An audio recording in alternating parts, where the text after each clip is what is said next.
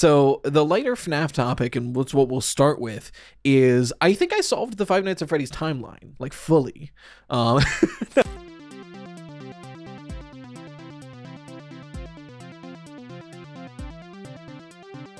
Ladies, gentlemen, and those with the good sense to do away with the whole notion, I welcome you to the premier audio medium for all your Fazbear entertainment needs, the Freddy Fazbear Pizza Podcast. Note, FFPP is not responsible for any loss of appetite, disinterest, dismemberment, or other legally classified statuses. So strap in and enjoy. Hello, everybody. Welcome back to the Freddy Fazbear Pizza Podcast. I'm your host of the Toast, Rytos, here to talk about Five Nights at Freddy's like we always do. We have a bit of housekeeping. As of recording this, it's not public yet, but I plan to make the post, I think, like tomorrow, like on Monday or something. It should be public. And if not, no, I'll make sure it's public. That, you now know why the live streams have stopped for like a couple weeks. In case you haven't seen the Twitter community post, we had another baby. She's been wonderful and everything went well. Everyone's healthy and happy. She has been the calmest, sweetest newborn I've ever met. It's been such a relief for us because, you know, it's been a hectic time of year. Our youngest gets his Spica cast off tomorrow, right? So this past week and a half has just been insane. Having, you know, our youngest where he can like kind of walk, kind of crawl, but he needs a spotter at all times, a literal newborn, and, you know, still our oldest child, you know, who also needs to be taken care of and looked after. So it's just been very hectic. But a blessing to that has been how sweet and calm this baby has been. Obviously, I'm not going to say any of their names or whatever, you know. Names and faces will be completely anonymous until they are old enough to understand what the internet is and the repercussions of being online.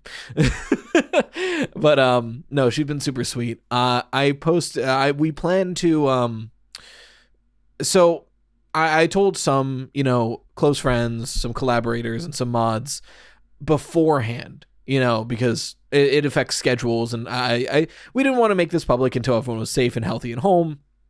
But as I was telling people, folks kept asking like, "Oh, can I send like $20 for diapers or something?" I'm like, well, we're okay, but you know, people were insisting, so we took my wife's throne and threw a couple things on there, you know, some small stuff, some medium stuff.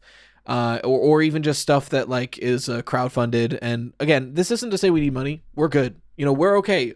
We're fine. This is a tough time of year. The economy's really rough. We are okay. We will be okay. We are fine.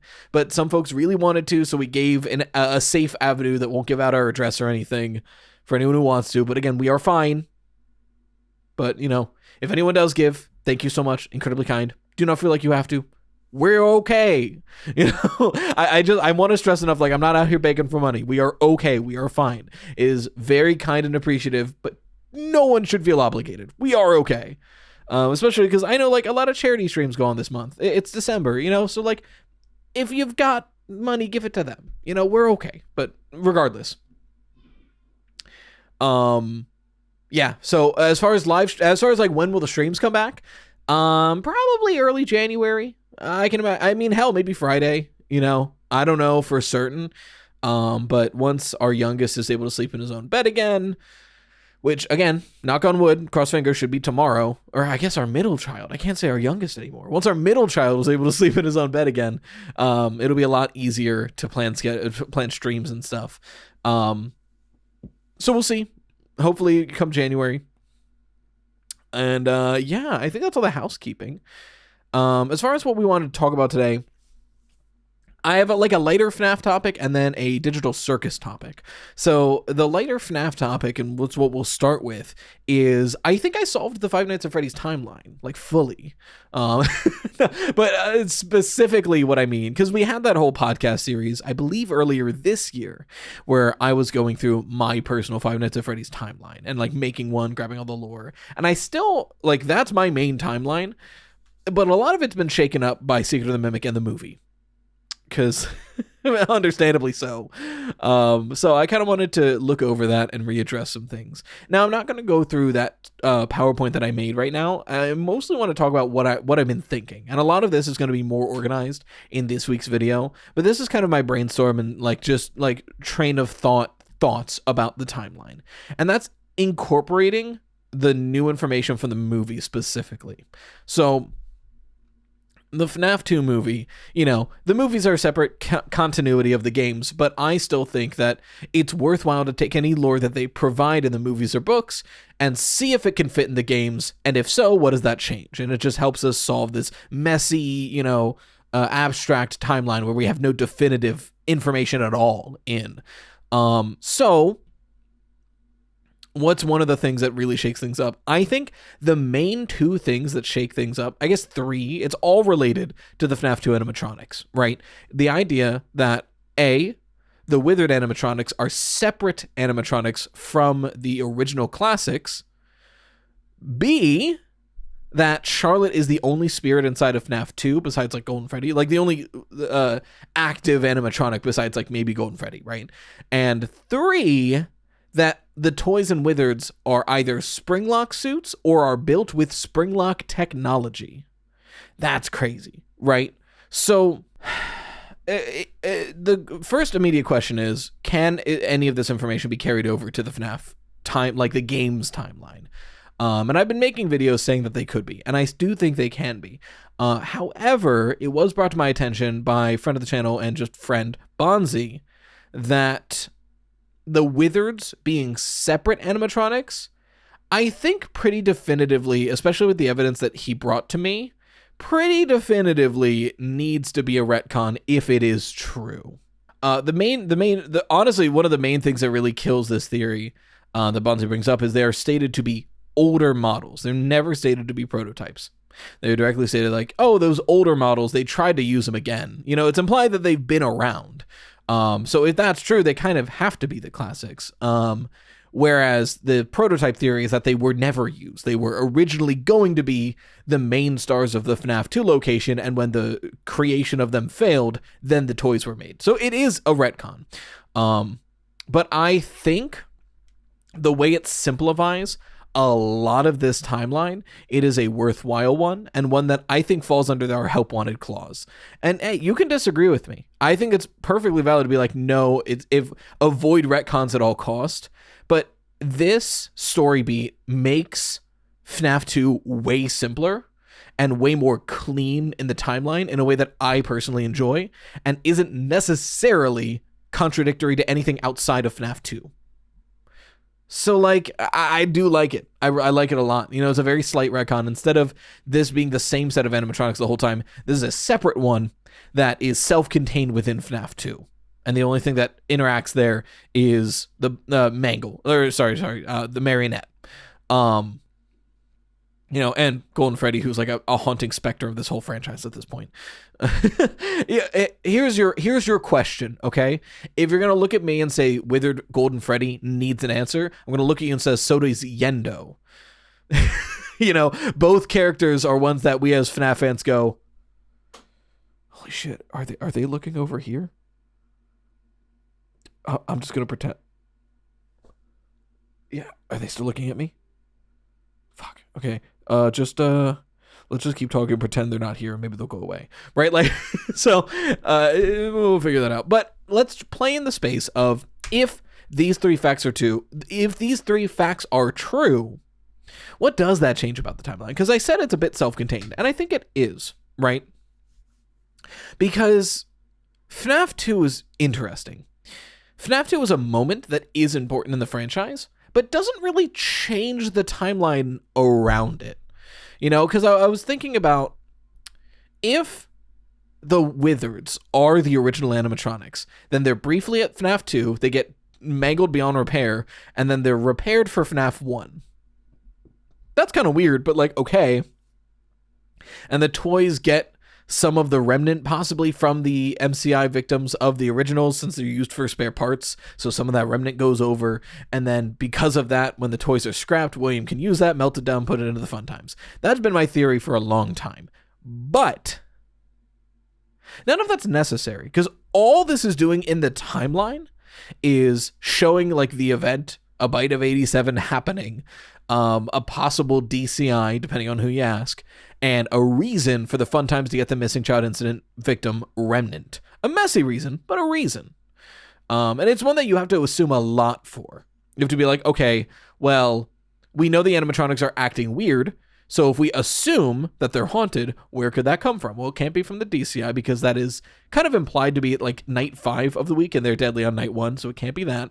So if they're haunted, it has to be from the MCI victims. So then we have to assume that the remnant carries over from the spare parts. There's just a lot of assumptions going on already anyway. So, and then we get all this, and all of this does for the timeline is say this is where the Fun Times get their remnant, because then the toys are scrapped, and we assume that William Afton collects them, melts them down, puts them into the Fun Times. Or, let's play in this new space, right? If none of the animatronics are haunted, except for the marionette by Charlotte, and she's able to control the Wizards and the toys, then everything makes sense. They're attacking us because Charlotte is making them. They are scrapped afterwards because they're not possessed and they're not sought after. Right? Like, it cleans that entire argument up. So then the question is like, well, if you still believe in MoltenMCI, where is the MCI remnant coming from? The traditional explanation of Follow Me. The idea that after FNAF 1, William Afton goes to the FNAF 1 location, collects pieces of the animatronics, melts them down into and injects them into the Funtime animatronics night after night until eventually he does not make it back. Thus, Sister Location begins. So, it really cleans up the whole timeline. If FNAF 2 is just Charlotte Emily kind of fighting people, right? So that's one part of the timeline that is severely cleaned up if the FNAF movie is in the continuity. But another thing to consider, like I brought up, is that the toys are Springlock suits, which is a crazy detail. So we see Toy Chico's chest burst open to reveal the puppet inside, but inside are those articulated ribs that the Springlock suits have. The Ella doll has those ribs. Spring Bonnie has those ribs. Those are like, I assume that's the movie version of Springlocks. So if that's true, then the toy animatronics are Springlocks. So then you look at the games, and I'm forgetting in the moment, somebody tweeted out, and I brought this up on the last episode, right? Somebody tweeted out that the endoskeleton looks like a Springlock suit, yada, yada, yada. Somebody brought that up. Did I just have that part of the conversation last week? Maybe. I'm a little scatterbrained. Hopefully I'm not treading over old ground here. Regardless. No, I think I've had that whole conversation already. Cool. All right, bet. Signed, check. I believe I had that entire conversation last week of just, if they are Springlocks, what does that change? And honestly, it just kind of implies that I think William Afton made the toy animatronics, and the Wizards are his failed attempt at making Henry's designs. And I think we already talked about that, so we're good there. We're good there. So Springlock suits, ghost changing stuff. Cool. How does that affect the grander timeline? Doesn't change too much. The majority of the timeline I had already made still works. Just slot this in there, and I have to stick Seeker the Mimic onto the beginning like a glob of gum. I guess we'll switch over. I don't want to tread old ground. And I'm a little scattered. So I think we're going to switch over to our second topic, the Amazing Digital Circus. So episode 7 spoilers coming in. But holy shit, what a show this is turning into. Don't get me wrong, I already loved Digital Circus, but episode 7 really cemented this show is so dense in a way that rewatching is going to be a treat. Hopefully that transition wasn't too harsh. Behind the scenes, there was a 12-hour gap between what I just recorded and what I'm about to record. It's been a day. Well, regardless, before we move on to the Amazing Digital Circus, I just want to do a quick shout out for Gamersupps. As always, a partner on this channel, code RIGHTTOAST gets 10% off your entire order. Right now I'm drinking the new Amelie flavor Blue Screen Babe. It's really good. It's like a, I think it was, if I remember correctly, like a blueberry, no. Cherry lemon tea. It's really good. It's like a very fruity, slightly tea flavor. I'm liking it a lot. But the cool, important news is that on January 9th, Gamersupps is launching a new product, Gamer Aid. It is a, like, creatine and hydration-based supplement. I haven't tried it. It's not out yet, but, I'm going to try it, and I'll let you know if I like it. I have a feeling I will, but we'll see. But yeah, don't forget, use code RIGHTTOAST on your order in Gamersupps. You get 10% off, and I get a commission from it, so you're supporting the channel when you do so. But let's move on to the Amazing Digital Circus. Now, like I was saying, episode 7 kind of shows how dense this show is. Because one of the like more surface level depths that we're getting, which I know it's oxymoronic, but stick with me, is just the color red and blue. It's something that people had somewhat picked up on. I say people because not me. I'm not one to pick up on. I'm one to pick apart when other people pick up on. But some people started to pick up on a recurring theme of red and blue, but we didn't really have a good idea on what it was referring to until we got a good confirmation in episode 7 at the end of this fake adventure. And I do think it was a fully fake adventure. Kane presents 2 buttons to the cast, a red button that allows them to stay in the circus, and a blue button that allows them to leave. And, when they get there, everyone is gung-ho for the for the blue button to leave. Pomni wants to wait because of everything that's gone on, which we'll talk about. And Jax has a mini panic attack and slams the red button. People started then looking into this. And wouldn't you know it, red and blue are throughout the series. Some of it is more subtle than others, but there are scenes like the one ending scene where the groups split up and Ragatha is left by herself. Jax is leading Pomni to a red-tinted area while everyone else is walking towards a blue-tinted area.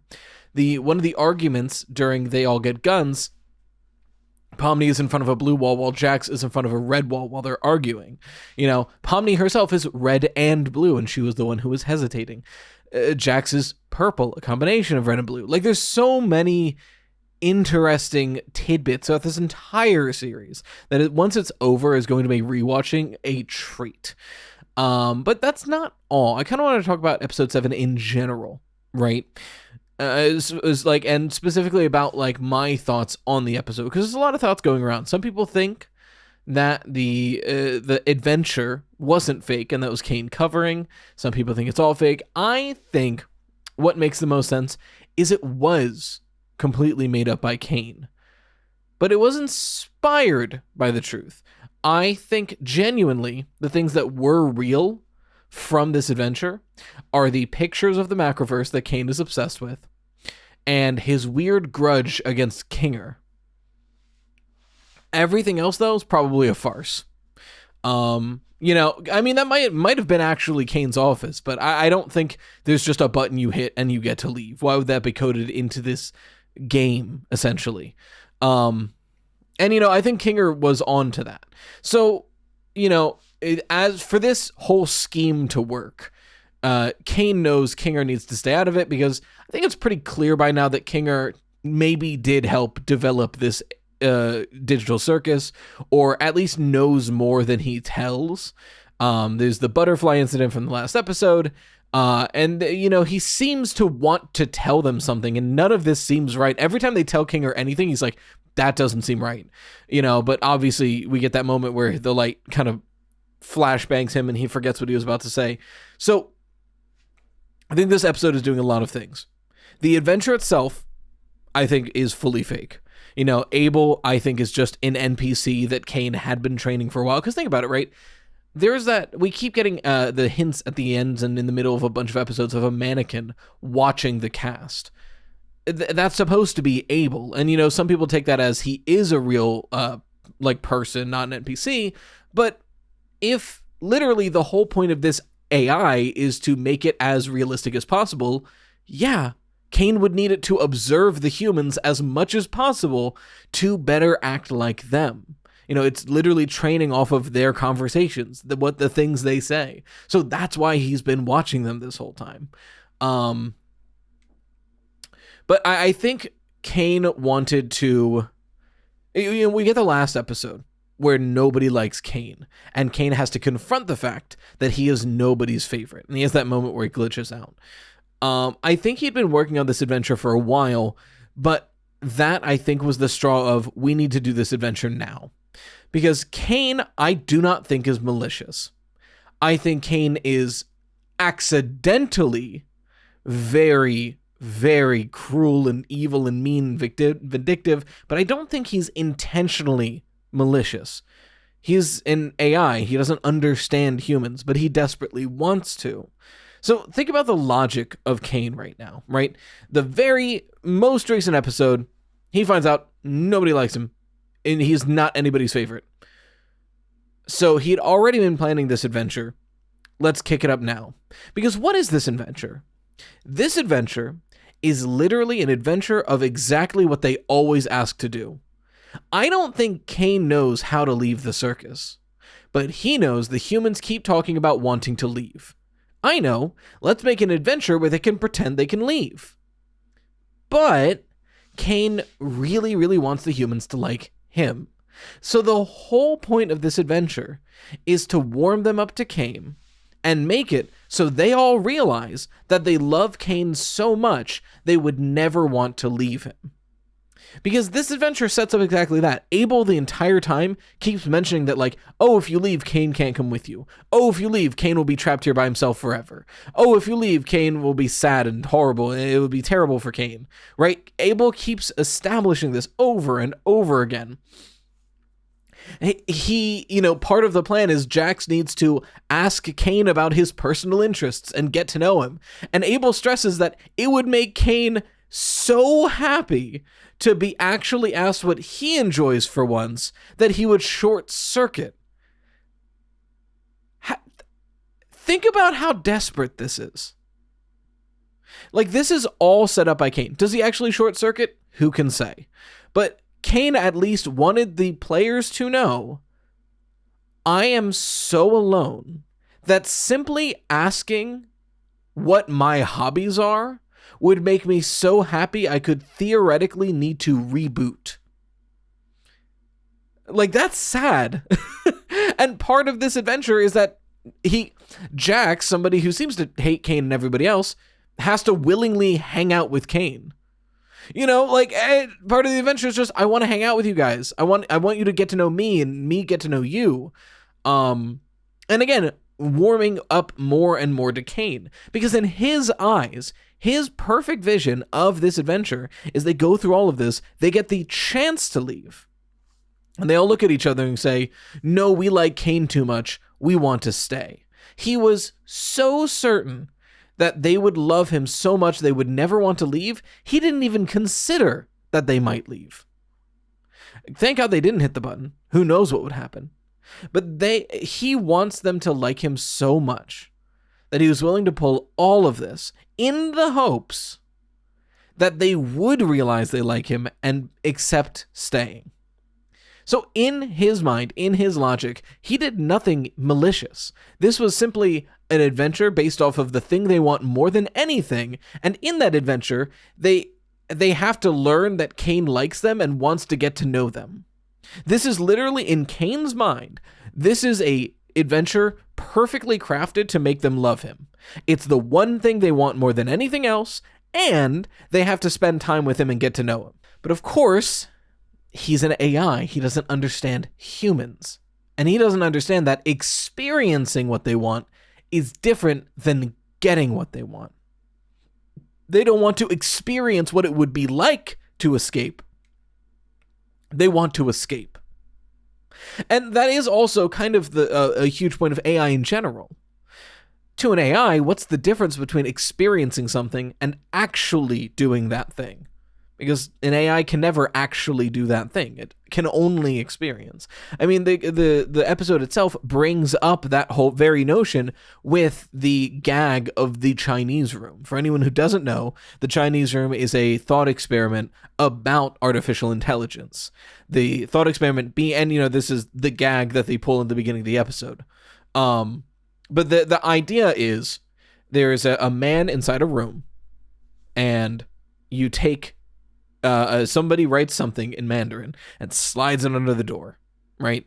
And the person in that room does not speak this language, has no idea what it means, but he has books that say, if the paper says this character, output this character. So he receives the papers under the door, goes through the books, finds the right papers, and slides out the correct answer. The person inside the room has no idea what they have just done. But to everyone else, it seems like there's a fluent speaker inside the room. The thought experiment is to say that that is essentially the most artificial intelligence can ever be. That artificial intelligence cannot truly understand something, or truly feel something, or truly recreate something, it can only be algorithms that take inputs and turn them into outputs based on exterior data. No matter how much it seems like there's a fluent speaker in there, it is someone using a dictionary given to it, right? And that's the whole concept of that. And that's the whole point of this episode. That is a microcosm of the entire episode, is that Kane does not understand the want to leave. He does not understand what it would be like to leave. He just knows, well, they want to leave, so I'll let them simulate leaving. And that's where it is unintentionally cruel. Because to the humans, Kane just gave them the biggest hope they've had since they've been here, dangled it in front of them, and yoinked it away. Which is a worse pain than never giving it at all. Something that Kane could not have anticipated because he is not human.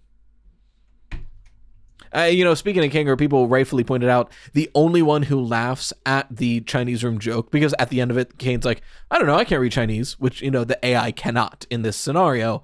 Kinger's the only one who laughs, because he's likely a programmer and likely knows what the joke is.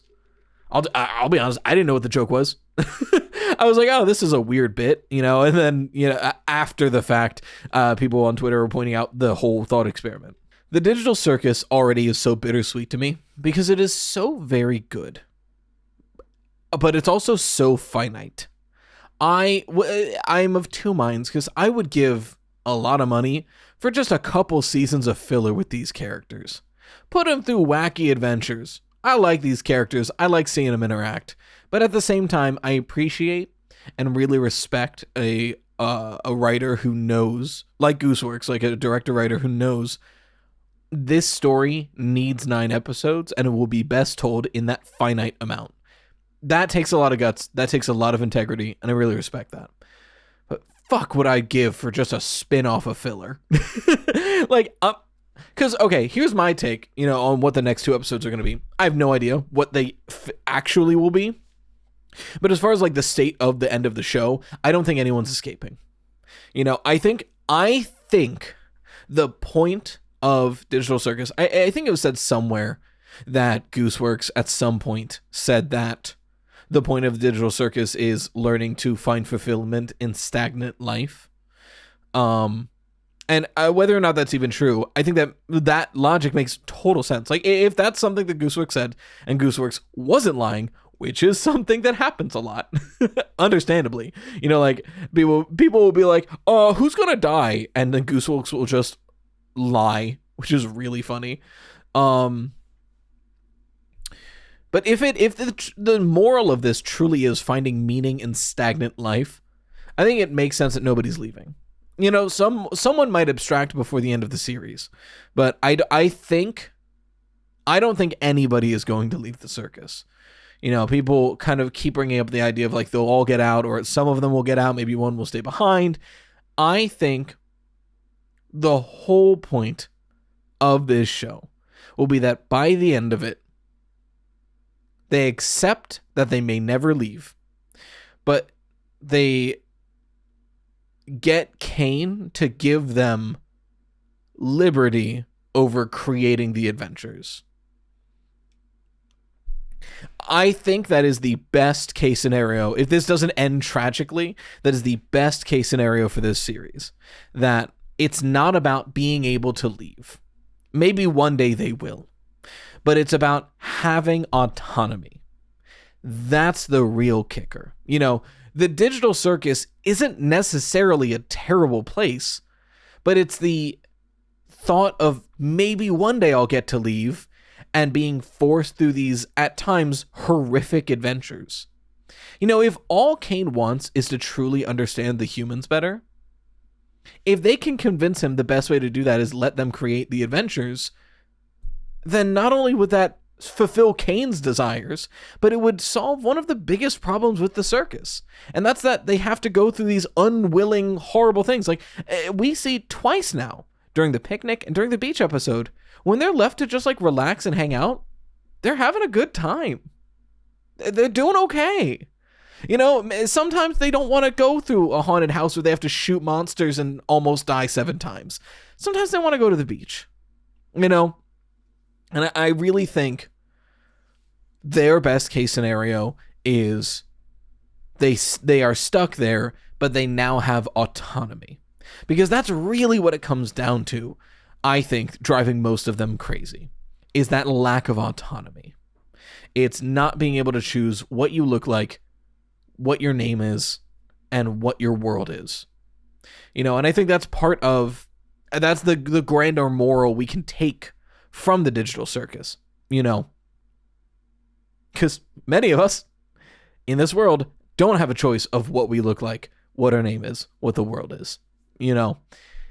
But having a little bit of autonomy and taking power and meaning out of that autonomy is how we stay sane, you know.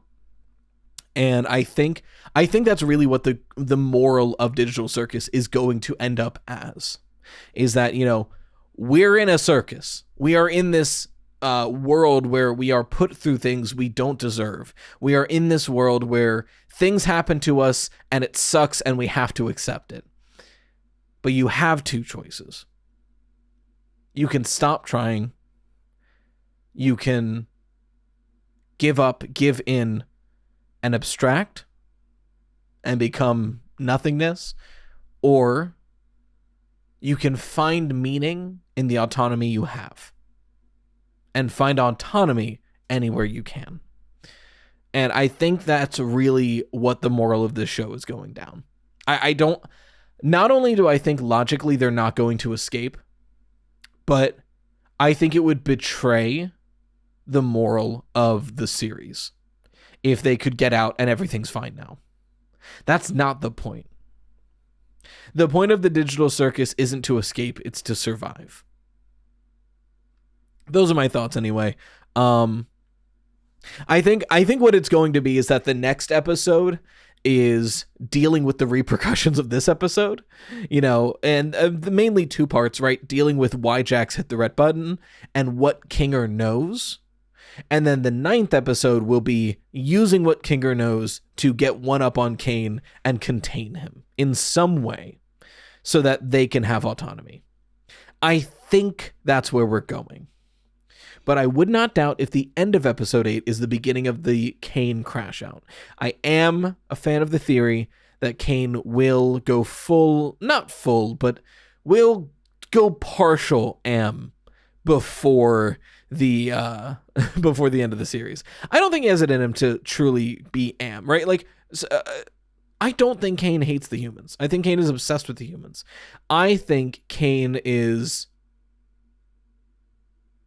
struggling as an AI whose main goal is to keep the humans happy and safe and sane, and seems to fail it no matter what he tries. He's getting frustrated. And I think that's dangerous. Especially like what we learned in the 7th episode, that like he can mess with their minds. He doesn't. It's not that he can't. He can. He doesn't, because he tried it once and it seemingly led to an abstraction. And I don't think, you know, I've seen theories that like all the abstractions started from Kane and it's been a disease that's spreading. Maybe that's true. I think that's too theory-headed. I really do. I think the show is more metaphorical than that. You know, and I think episode 7 is kind of a jab at that. You know, Gooseworks said that episode 7 will piss off the right people. I think they were talking about the theorists who are certain this is a FNAF series, where like it's a mystery that can be solved. And like, that's not really the point. I don't think it's that like abstraction is this separate thing that Kane has added to the mix by messing with Scratch and it's spreading. I think abstraction is letting go. Abstraction is giving up. You know, I think it takes conscious effort to keep yourself together in the circus. And when that becomes too much, that burden becomes too heavy, it's easier to just abstract. And I think that says a lot about the moral of the show and the point of the show. You know, I think abstraction being a simple Kane messed with a brain once and it's been spreading like a disease, I think it betrays the meaning of the show. I really do. And hey, if it goes down that road, that's fine. I just think I just would personally disagree, but it's not my fucking show at the end of the day. I think the show is more metaphorical than some theorists are giving it credit for. But that's my thoughts. I absolutely adore the show, and I can't wait to see what episodes 8 and 9 are going to be. And I mean this with all the love in my heart. I can't wait for it to be not the main glitch production anymore, because as much as I love Digital Circus, the Gaslight District pilot might be my favorite animated video on the internet. Holy fuck, am I excited for that one. Don't get me wrong, I'm gonna be rewatching Digital Circus until the day I die, but I'm foaming at the mouth for more Gaslight District content. Anyway, that went on way longer than I thought it would. I think I just talked about it for more than half the episode. Oops, that's what happens when I can only make FNAF theories as main channel videos. But we'll move on to questions with what time we have left. If you want your questions answered on the podcast, feel free to send them into Freddy Fazbear Pizza Podcast at gmail.com. It's in the description to copy and paste because it's a pain to type out. Our first question comes from Phoenix, him. If it's generally accepted that Michael is the protagonist of FNAF 1 and 2, and he is assumed to be scooped during these games due to the cause for his termination being odor in both games, then that would mean sister location occurs prior to both 1 and 2. However, in my understanding, that would mean MoltenMCI is impossible, because FNAF 1 animatronics wouldn't be haunted after Afton dismantles them for Remnant. So does this mean there's likely soul-splitting situation going on, or am I missing something? There a question. Yeah, this is one of those that you have to wrestle with. So it depends on placement. I tend to think that sister location happens after FNAF 1. But before we get there, let me talk to your point. If sister location happens before 1 and 2, and the odor is because he's been scooped, my thinking would be that this is a soul-splitting situation. Essentially, Follow Me in this context would happen between the original Freddy's location and FNAF 2, which would then explain the Wizards. There is logic here, right? So we have the original animatronics, kids are stuffed into them, the restaurant closes down. Then Follow Me happens. William takes them apart, melts them down into the fun times, and then eventually dies in that original location. Michael goes after him, he gets scooped from sister location, and, the fun times conglomerate into Ennard and escape. Then FNAF 2 happens. And part of FNAF 2, this would be assuming that the original animatronics are the Wizards. Part of FNAF 2 is taking those original animatronics and trying to repair them and retrofit them with the new technology.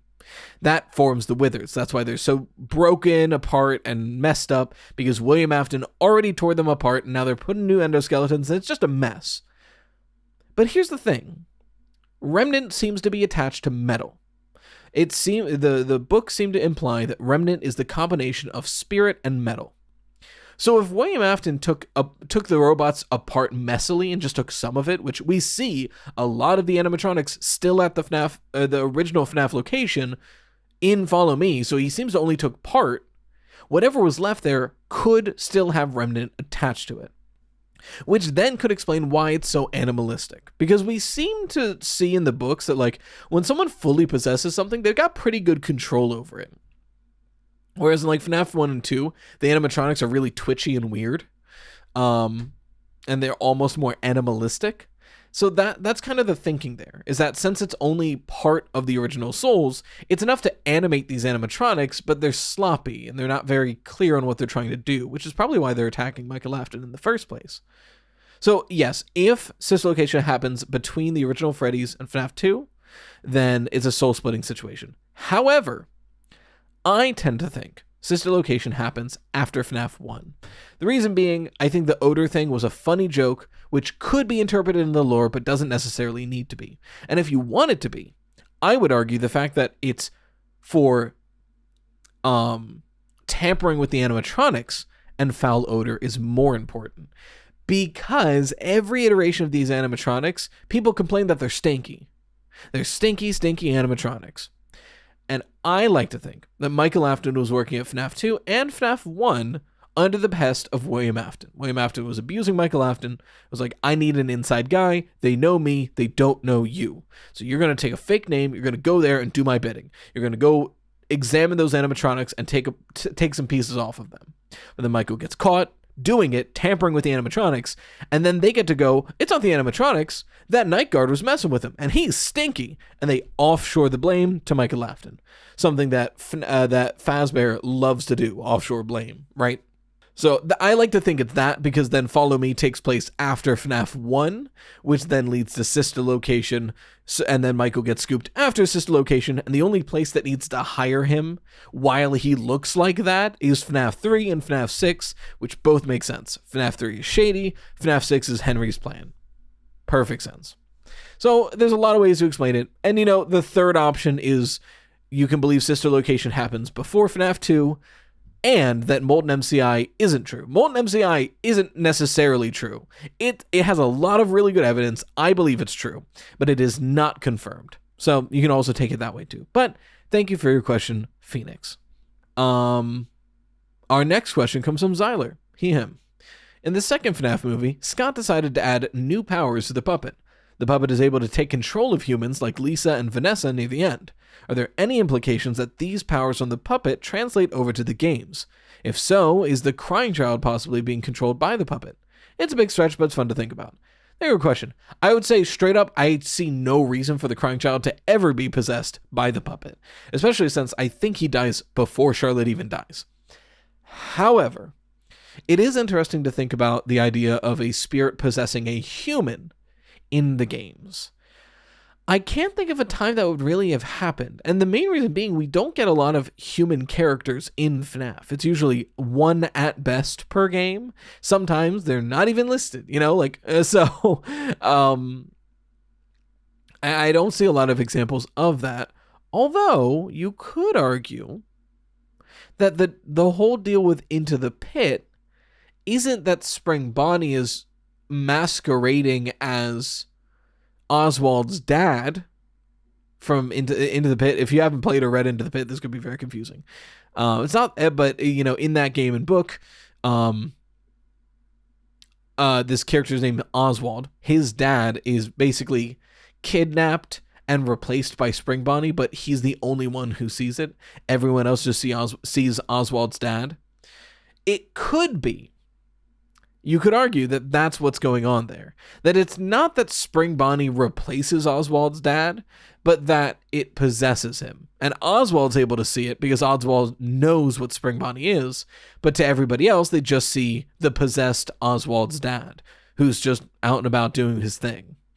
So that could be probably the closest game example of a spirit possessing human, if you want to say that's what's happening, because it's also not really a spirit, it's agony, it's a whole thing. But that's like the closest example I could think of, because I can't think of any other example or time where a spirit would possess a human being. But it is interesting to think about, and maybe we'll see it later down the line. Thank you for your question. We do one more. One from Ben, him. The FNAF 2 movie shows Mike Schmidt and Michael Afton as two separate characters. If this is true for the games as well, then Michael did not work as the night guard in any of the game's locations. Or is it more likely that he used aliases for all the other locations and never worked at the FNAF 1 location? Thank you for your question, Ben. I mean, it's possible, right? The whole alias thing, it has never been confirmed. We just know from FNAF 3 that after Sister Location, Michael Afton vows to find William Afton. So the idea that he's getting jobs at FNAF locations to do so is plausible. But that would also imply that Sister Location happens before FNAF 2, which I don't think it does. However, I tend to believe that, like I said, Michael Afton works at FNAF 2 and FNAF 1 under the behest of William Afton. Then after FNAF 1, Sister Location happens. Then after Sister Location, that's when Michael Afton vows to find William Afton. And that's when he works at FNAF 3. That's when he works at FNAF 6. However, it is possible that Mike Schmidt and, Jeremy Fitzgerald and Fritz Smith, Mike Schmidt and Fritz Smith. It's very possible that these are not Michael Afton. These are not Michael Afton using a fake name. We, at this point, have no way to prove it otherwise. But I think it does make for a more compelling narrative if it's Michael Afton using a fake name in either scenario. So you're right. It does introduce the possibility that Mike Schmidt and Michael Afton are two different characters, but then my question would be like, why? What's the point of FNAF 1 if not for Michael Afton looking for William Afton? Just a snippet, like just a snapshot of like what life is like at the FNAF 1 location? Okay. Yeah, that would be my thought. But thank you for your question. Once again, if you have any questions you want to answer on the podcast, feel free to send it. Once again, if you have any questions you want answered on the podcast, feel free to send them into Freddy Fazbear Pizza Podcast at gmail.com. That is in the description to copy and paste because it's a pain to type out. But until next time, as always, thank you for watching the Freddy Fazbear Pizza Podcast, where the pizza abilities are endless. We hope to enjoy your future patronage. Bye-bye for now.